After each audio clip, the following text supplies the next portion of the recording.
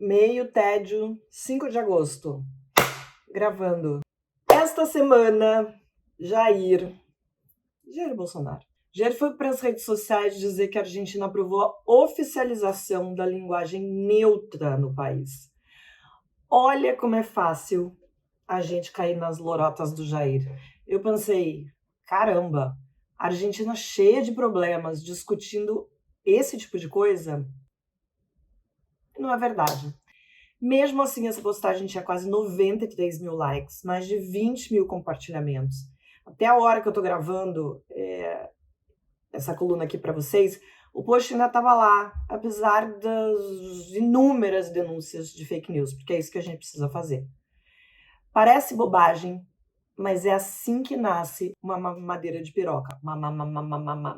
Parece bobagem, né? Mas é assim que nasce uma mamadeira de piroca. Vocês lembram da mamadeira de piroca? O Bolsonaro, gente, precisa desses factoides.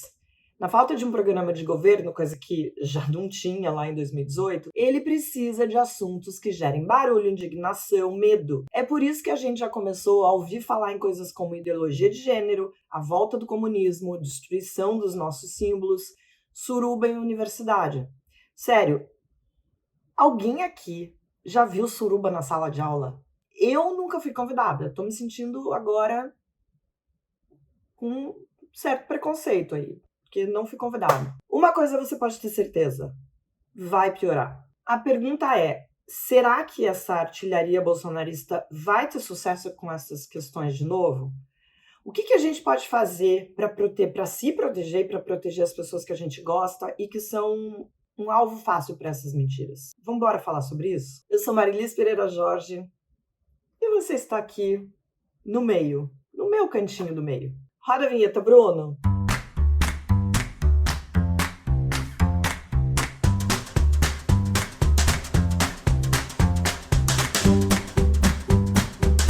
Vamos voltar ali para 2018. Eu sei que tá todo mundo querendo já chegar no final de 2022, mas vamos voltar ali em 2018, exatamente no dia 25 de setembro, um pouquinho antes do primeiro turno das eleições. Um usuário do Facebook postou um vídeo em que ele afirmava que mamadeiras com bico de borracha em formato de pênis tinham sido distribuídas numa creche para combater a homofobia. O cara mostrou essa mamadeira e disse que ela era distribuída na creche para o seu filho com a desculpa de combater a homofobia. Vamos mostrar a mamadeira de piroca para quem não lembra? Agora, ele não disse em qual escola, não falou o nome da cidade, não disse em que estado onde estava acontecendo aquela suposta distribuição. E, claro que piora, ele disse que era parte do kit gay, uma invenção do Haddad. Estava se referindo ao candidato à presidência pelo PT, o Fernando Haddad. Kit gay foi uma das fake news mais usadas na eleição de 2018, inclusive pelo então candidato Jair Bolsonaro. Vocês talvez se lembrem dele falando sobre um livro no Jornal Nacional que faria parte do tal do kit gay. Esse livro que o Bolsonaro mostra no vídeo, o nome do livro é Aparelho Sexual e Companhia, nunca foi comprado pelo MEC. Mas todo aquele circo que ele fez fazia parte dessa retórica bolsonarista de que tinha uma campanha para a implementação da ideologia de gênero nas escolas.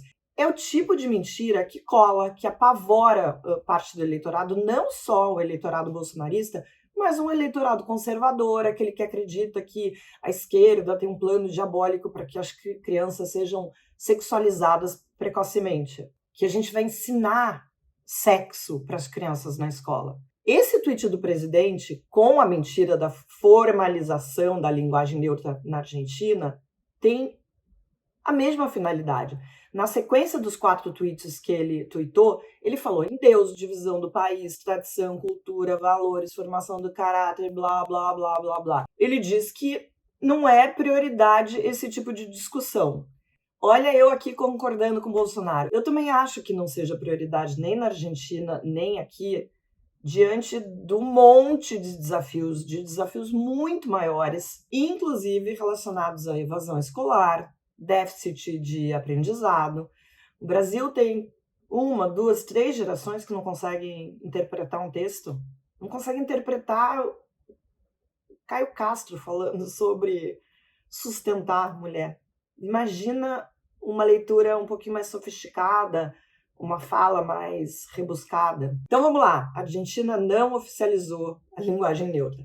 O que aconteceu é que nos últimos meses, isso é só dar um Google para ver, alguns órgãos do país emitiram recomendações para o uso de termos e palavras não sexistas em documentos oficiais. E em Buenos Aires, o governo chegou a publicar uma resolução para proibir o uso da linguagem neutra nas salas de aula. Os professores deveriam, abre aspas, lecionar de acordo com as regras da língua espanhola, suas normas gramaticais, as diretrizes oficiais para o seu ensino, fecha aspas, não podendo adotar supostas marcas de gênero inclusivo. Essa checagem que eu trouxe para vocês foi feita pelo jornal do Globo, mas tem outras inúmeras no Google, não é difícil ficar bem informado. Essa é uma das armas que a gente precisa usar cada vez mais. Checagem. Se a tia Neide te manda no WhatsApp uma notícia falsa, na mesma hora, imediatamente, você precisa responder com o quê? Com dados, com informação. Ah, mas a tia Neide acredita em tudo, não adianta falar as coisas pra ela. Isso é uma realidade nossa. Parte da população vive num universo paralelo criado pelo bolsonarismo. Mas o melhor conselho que eu li sobre isso tudo fala da necessidade de um esforço coletivo para a alfabetização digital. Talvez a tia Neide só precise ter acesso a essas ferramentas para que ela mesma comece a entender que ela precisa se responsabilizar pelas notícias, pela informação que ela consome. Tia Neide, vem cá. Que tal a senhora não ler só o título dessa matéria? E a data de publicação? Os erros de ortografia? Esse site tem alguma relevância jornalística? Quem é o autor dessa notícia que a senhora está lendo? E olha, eu tive que fazer isso com a minha família e funciona independentemente da ideologia. Dá trabalho. Eu vi uma pessoa da minha família postando ali uma informação, ela tinha se confundido, porque o nome desse site, que é um site muito famoso por espalhar informação falsa, o nome é muito parecido com um site de um veículo de comunicação respeitado, um veículo, enfim, que está aí no mercado há várias décadas. Essa pessoa que é culta, que se preocupa com o que consome e tal, foi traída ali pela rapidez, às vezes, com que quer compartilhar uma informação. Mas bastou que eu falasse uma vez, só eu falei, vem cá, você viu o que você compartilhou? Que site é esse? Bastou uma vez para acender uma luz ali. Olha que interessante. A gente está aqui falando de fake news e do estrago que isso tudo. Mas olha que interessante essa notícia. 83% dos eleitores dizem que o Bolsonaro deve aceitar o resultado das eleições, o resultado que foi divulgado pelo TSE. Isso lá, depois que as eleições terminarem. Essa pesquisa foi divulgada ontem, mais conhecido como quinta, dia 4 de agosto, foi divulgado pela Quest, que é um instituto de pesquisa. 6% não souberam dizer e 11% disseram que ele não deve aceitar. Ficou ruim pro Biruliro. O Biruliro é o jeito que um amigo meu chama o Bolsonaro. Com todos os ataques que ele tem feito às urnas eletrônicas, dizendo que não vai aceitar o resultado se perder, que as últimas eleições foram fraudadas, atacando juízes, o próprio tribunal, tá aí. A maioria dando uma demonstração de apoio ao nosso sistema eleitoral. Mesmo entre os eleitores do Bolsonaro, 68% dizem que ele tem que aceitar. 7% não sabe, e 25%, aqueles radicais que a gente sabe que ele pode falar qualquer coisa, que eles vão estar ali apoiando, acham que ele não deve aceitar o resultado. O que vai acontecer é que o Bolsonaro vai tentar usar as armas que ele tem. E a estratégia do bolsonarismo é o ataque, é o medo, é a provocação.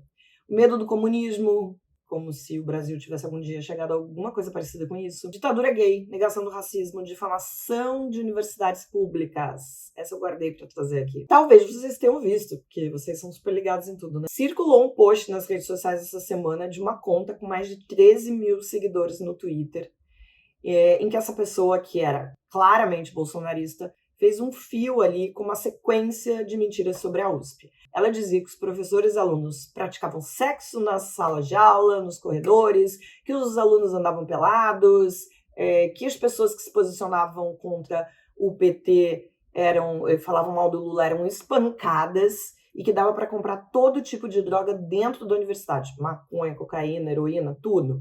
E que paira, essa é melhor, paira uma fumaça verde nas salas. Era um festival de besteira, mas foi muito compartilhado. E tem gente que acredita, tem gente que repete essas bobagens. Felizmente, diferentemente do que acontece na maioria das vezes, essa conta acabou sendo derrubada provavelmente pelo número de denúncias que esse post recebeu. E é isso que a gente precisa fazer. É chato, mas a gente precisa denunciar. É só assim que a gente vai... Só assim não. Essa é uma das formas de se combater fake news. Mas tem uma notícia boa. Quer dizer, eu acho boa. Se em 2018 as notícias falsas fizeram a festa porque encontraram um público muito despreparado para enfrentar aquele cenário ali, em 2022 algumas coisas podem ter mudado.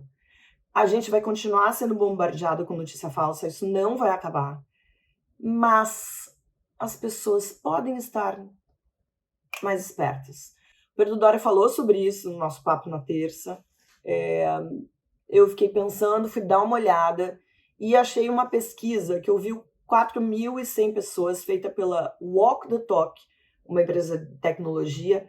E olha que interessante, 56% das pessoas que foram entrevistadas ali disseram que tomam mais cuidado com o conteúdo que recebem por meio das redes sociais. Lembrando, gente, que o WhatsApp também é uma rede social. Então, eu acho sim, estou concordando com o Pedro, que o pessoal está mais esperto. Se você insistir com a tia Neide, ela vai entender que precisa ficar esperto. O Bolsonaro e qualquer outro político do espectro político todo, porque mentira vem de tudo que é lado, apesar da gente ver isso muito mais fortemente no bolsonarismo, se ele quiser, se qualquer um desses políticos quiser inventar uma mamadeira de piroca, um kit gay, dizer que o Bolsa Família vai acabar, não é mais Bolsa Família, né? Agora mudou de nome. Esse político vai ter muito mais trabalho com o eleitor, se o eleitor estiver mais ligado no que está acontecendo. Não é só o eleitor que está mais esperto. O TSE, o Tribunal Superior Eleitoral, também não é mais o mesmo tribunal de 2018, quando foi esculhambado, né? Vamos combinar? Quando foi atropelado por esse festival de fake news que a gente viveu lá atrás. A gente precisa ter um tribunal muito atuante, muito rigoroso. Lembrando que quem toma posse no dia 16 de agosto como presidente do TSE é o ministro Alexandre de Moraes. E ele já disse que ele vai pegar pesado.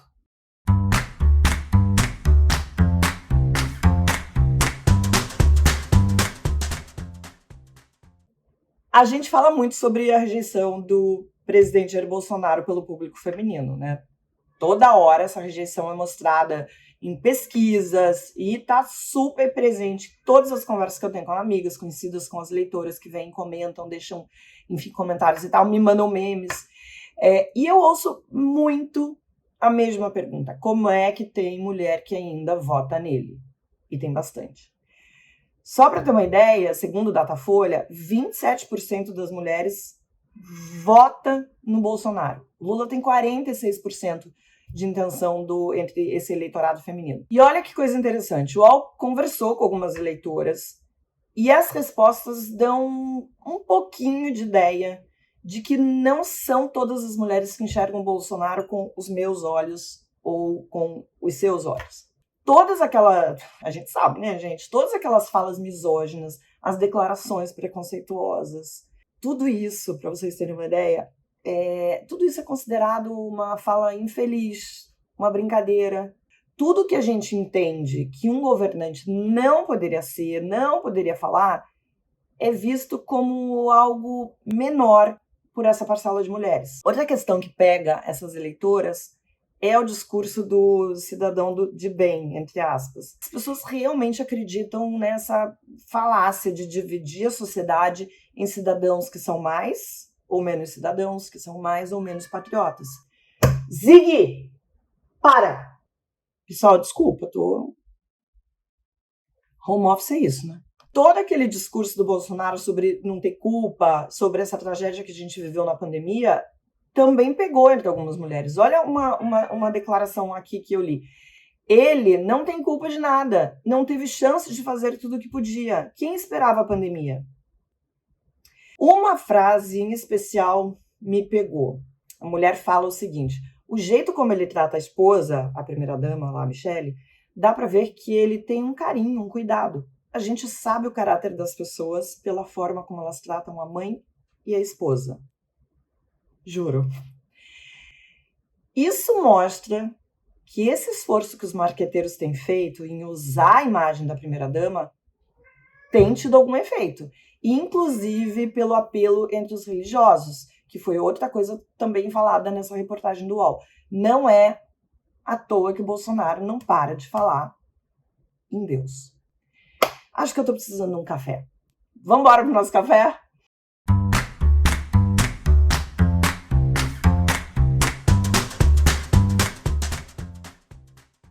Já tô aqui com a minha xícara de peitinho.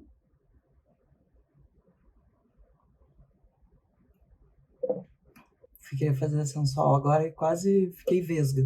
Tem uma mensagem do Edviges Mamudo.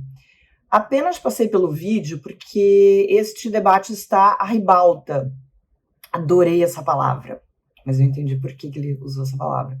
Ele está falando do vídeo sobre aquela questão do Caio Castro, quem vai pagar conta e tal. Não viu? Vai lá, dá uma olhada. E daí ele fala: me impressionou bastante a sua interpretação e abordagem. Vinda mais de um ser humano do gênero feminino, só repisa a minha admiração. Como jurista de profissão, prezo pela igualdade e universalidade de direitos e obrigações para ambos. E entre ajuda, acima de tudo, afinal de contas, a vida é a dois. Os meus parabéns pela sabedoria.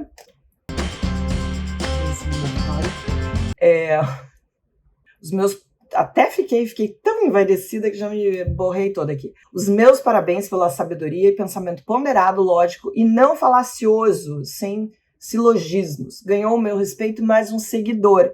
Se pudesse, subscrevia 2 vezes. Cumprimentos de Moçambique.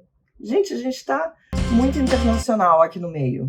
A Jamila Carneiro vem comentar sobre a dica que eu deixei na semana passada, que é o filme Christiane F. Falei como ele me impactou.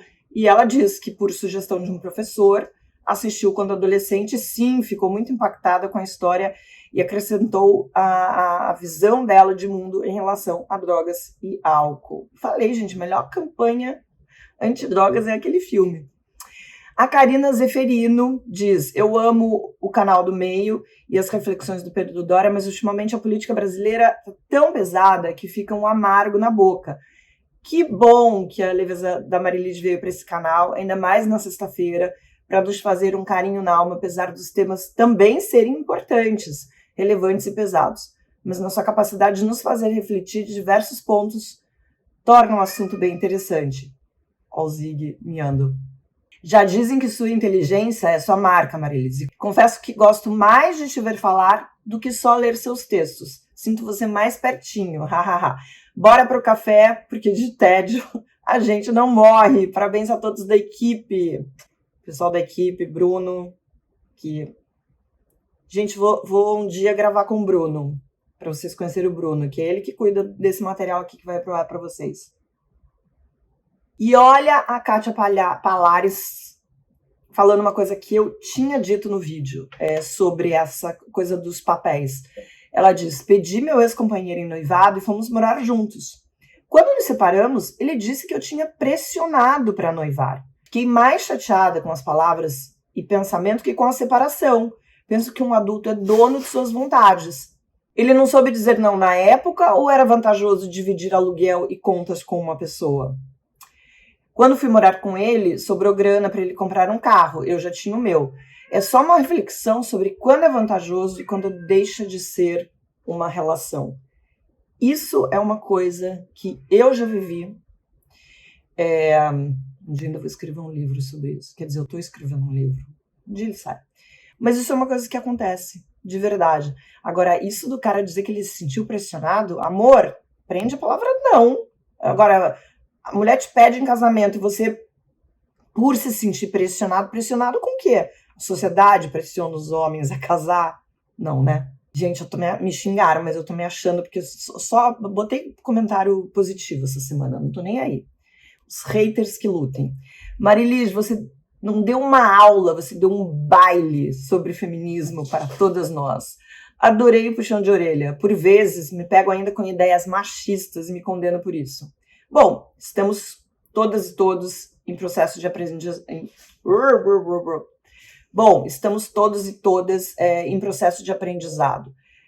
A gente chega lá. Mais uma vez, obrigada. Obrigada a vocês, porque isso aqui é uma troca. Eu li todos os comentários, gente. Vocês não estão entendendo.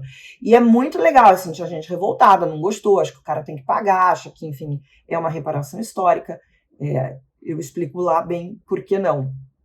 Mas foi uma discussão muito bacana, que, né, uma bobagem, um comentário de pagar conta de primeiro encontro, e fez a gente acabar refletindo sobre a nossa relação, as nossas relações na vida. Camila Reis tá aqui. Parabéns, Marilis. Obrigada. Aqui em casa já entrou como tradição seu vídeo aos finais de semana. Na minha adolescência, o filme que me traumatizou foi Bicho de Sete Cabeças, com Rodrigo Santoro. Todo adolescente tem que assistir um filme desse tipo. Aí ela brinca aqui. E 3, 2, 1, planejando pedir meu marido em casamento na Tailândia. Abraço. Depois você me conta, hein, Camila? Quero saber se deu tudo certo. Isso daqui foi bacana porque eu vi alguns comentários de algumas mulheres lésbicas falando. E a Nath diz, muito boa, Mari. Eu mesmo sendo lésbica, por ser mais masculinizada, também passo por isso. Tenso. Ainda temos que mudar muito, começando pelos representantes políticos. Ela aproveita e já deixa um hashtag Ciro 2022. É um espaço democrático que as pessoas podem fazer, enfim, campanha, dizer quem elas preferem e tal. E o Zig tá tendo um showzinho do Zig. Eu chamo de showzinho do Zig. A Lamon, ela diz o seguinte: melhor análise que vi. Minhas amigas acima dos 45 anos se colocam como donzelas, mas tenho a impressão que moças entre 20 e 35 anos tendem a concordar com a ideia de autonomia defendida pela Marilis e pelo feminismo. São mais fortemente influenciadas pelo feminismo. Ou estou enganada? Enganador. É o Lamon, não é a Lamon. É o Lamon. Não, eu acho que você não está enganado. Eu acho que essas gerações aí que estão chegando agora, elas têm uma outra vivência, têm um outro tipo de relação com o mundo, com as outras pessoas. Eu acho que elas têm uma relação mais forte com o feminismo, dessa questão da igualdade. E por isso, eu percebi mesmo, eu vi realmente mais mulheres jovens concordando comigo do que mulheres mais velhas. Mas é isso, é um processo de desconstrução. Eu mesmo codei o meu exemplo lá no vídeo da semana passada. E claro, tem dica para o final de semana. A gente vai ter Rock in Rio em setembro, mas estreou uma série documental no Globoplay com 5 capítulos sobre a história do festival. Claro que você vai ver ali alguns momentos icônicos de todas as edições, mas a série mostra muito mais do que isso. A ideia do festival, como começou, as dificuldades, questões políticas ali daquela época, perrengue que era para algumas bandas brasileiras dividirem o mesmo palco com alguns grandes astros internacionais. Eu estive na noite de lançamento, que rolou num cinema aqui no Rio, e eu curti muito, muito, muito, muito. Eu tinha 14 anos na primeira edição, morava lá no interior do Paraná, os meus pais nunca que iam me deixar vir para o Rio de Janeiro. Só passei a frequentar o festival quando eu já era bem adulta. E no último, que aconteceu antes da pandemia, tava ali aquela coisa de andar de um palco para outro, já ia começar um show, aí entra um cara no palco, eu e meu marido, a gente não fazia ideia de quem era, todo mundo gritando, aquele histerismo ali de fã, todo mundo cantando, e eu e meu marido com aquela cara assim de paisagem, parecia que a gente tinha acabado de chegar de Marte. Quem era? Charlie Puth. Já ouviu falar? Eu nunca tinha ouvido falar, mas eu amei o show. E, enfim, cheguei em casa, botei Spotify, todas as músicas, e gosto muito até hoje. E festival tem dessas coisas. A gente às vezes descobre, ainda mais agora que eu não saio, não vou pra balada, eu tô meio desconectada. Antes eu conhecia tudo, né? Sabia todas as músicas, tudo que tava tocando, os novos talentos, novos cantores. Agora, às vezes eu vejo assim, uma pessoa super famosa com milhões de seguidores, não faço ideia de quem seja. Então fica a dica, Rock in Rio, a história, no Globoplay. Eu fico por aqui e na terça-feira eu vejo vocês na mesa do meio. Um beijo.